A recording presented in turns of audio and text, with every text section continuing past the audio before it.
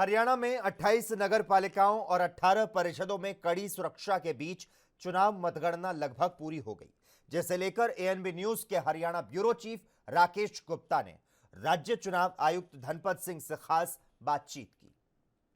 28 नगर पालिकाओं और 18 परिषदों के चुनाव के नतीजे आ चुके हैं और ये नतीजे क्या रहे ये हम जानेंगे राज्य के चुनाव आयुक्त धनपत सिंह जी से। वे इस समय हमारे साथ हैं। नमस्कार सर।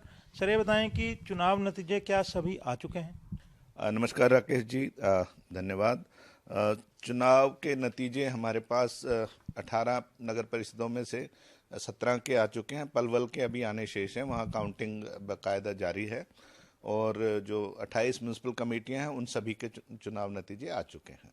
ये हमें ब्यौरावार बताएंगे कि इन नगर परिषदों में और पालिकाओं में, पहले परिषदों का बताएं कि जो दलगत स्थिति क्या रही।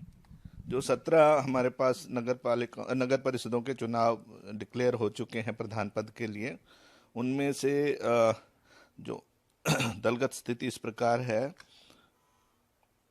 बीजेपी के हैं हमारे पास 9 और इंडिपेंडेंट हैं 6, एक जेजेपी का है और एक आईएनएलडी का है, और बाकी एक अभी पलवल का नतीजा अभी आना बाकी है।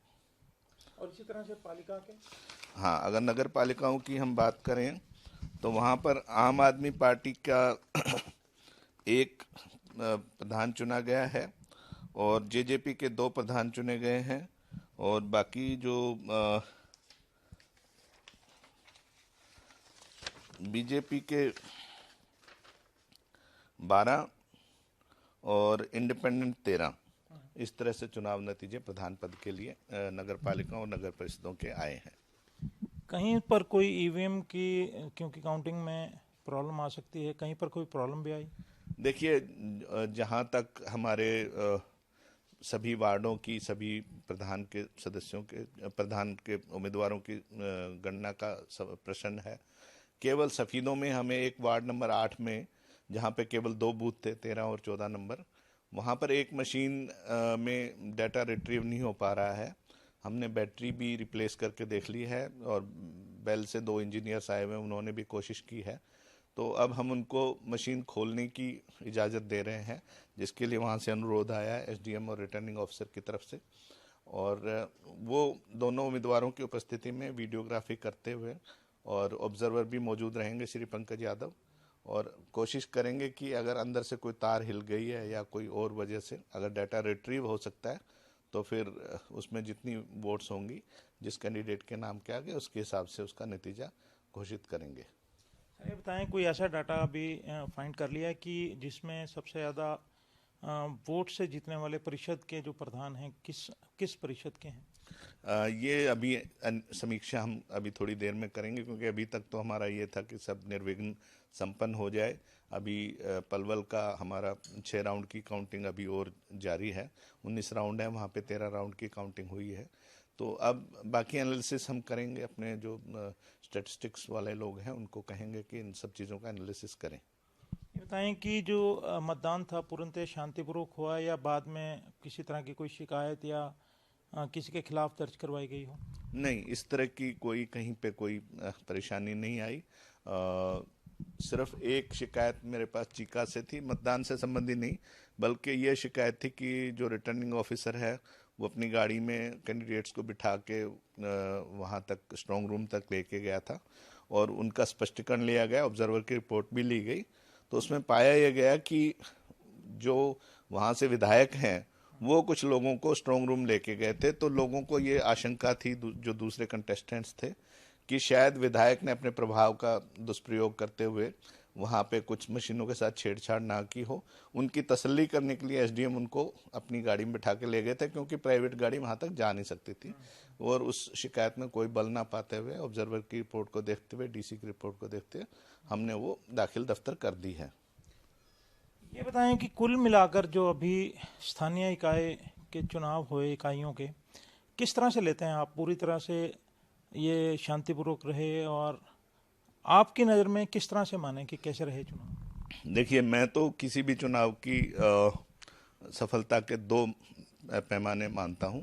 एक तो निष्पक्षता दूसरा बिना किसी हिंसा के, बिना किसी रोक टोक के हो जाएं। तो इन दोनों पैमानों पे ये खरा उतरता है। तो मैं सभी को बधाई देना चाहता हूँ, सभी का धन्यवाद भी करना चाहता हूँ कि ये बड़ा काम था। लगभग 19 लाख से अधिक वोटर्स थे और ये सब निर्विघ्न संपन्न हो पाया। बीच में हालांकि अग्निवीर अग्निपथ का आंदोलन का भी आशंका थी, लेकिन ऐसा कुछ नहीं हुआ और ईश्वर की कृपा से सब ठीक संपन्न हो पाया। ये बताएं कि 28 पालिकाओं और 18 परिषदों के चुनाव के बाद अब कोई परिषद या पालिकाएं पेंडिंग भी हैं जिनके चुनाव होंगे? जी, कुछ नगर पालिकाएं, नगर परिषद तथा एक फरीदाबाद म्युनिसिपल कॉरपोरेशन, उनके चुनाव होने हैं। तो जैसे ही वहाँ पे वार्ड बंदी का और इलेक्टोरल रोल रिवीजन का कार्य आ जाएगा, पूरा हो जाएगा और राज्य सरकार से संस्तुति आएगी, तो हम वो भी अगली कड़ी में वो चुनाव शीघ्र करवा पाएंगे। तो अब तक के जो नतीजे धनपत सिंह जी ने बताया है कि भाजपा ने जो लीड किया है, चाहे वो पालिका के चुनाव हो या हो परिषद के चुनाव, इंडिपेंडेंट्स ने भी अपना अच्छा जलवा जो है इन नतीजों में दिखाया है। हालांकि दल बदल का कानून इन जो चुनाव हैं या फिर इन इकाइयों पर, लोकल बॉडीज़ पर लागू नहीं होता है।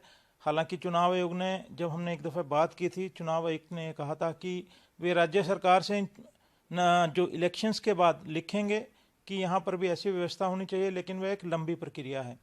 तो अब ये देखना है कि इन सरकारों में, इन छोटी सरकारों में कौन काबिज होता है। हालांकि अब प्रधान के लिए डायरेक्ट इलेक्शन होता है, तो ऐसे में जो सदस्य हैं या फिर पार्षद हैं उनकी ज़्यादा इम्पोर्टेंस नहीं रह जाती है, क्योंकि डायरेक्ट चुनाव होने से अब जो उनका चयन सीधा हुआ है और वही लोग जो हैं शपथ लेंगे। हालांकि अगर संख्या बल काफ़ी कम रहता है तो बाद में कई तरह के प्रस्ताव पारित करने में दिक्कत आती है। जैसे मैंने कहा कि इन इकाइयों में दल बदल लागू नहीं होता है, तो बाद में सब काम को देखकर या दल में किसी को समर्थन दे सकते हैं, शामिल हो सकते हैं, उस पर कोई प्रतिबंध नहीं रहता है। एएनबी न्यूज़ के लिए चंडीगढ़ से कैमरामैन रिजवान के साथ राकेश